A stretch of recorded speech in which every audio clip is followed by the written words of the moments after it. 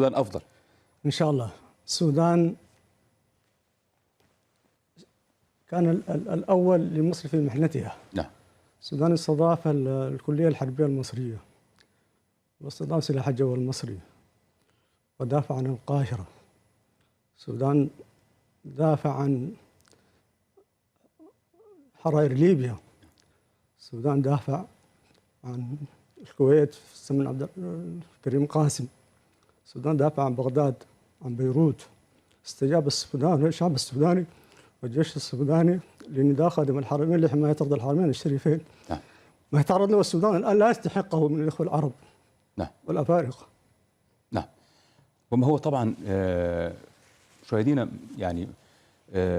يعني تأثر معالي السفير ربما عبر عما يجيش داخل قلوب السودانيين من غصة ومن ألم ومن حزن ومن شعور بالمرارة من الموقف العربي، الموقف الإسلامي، الموقف الدولي، الموقف الإفريقي.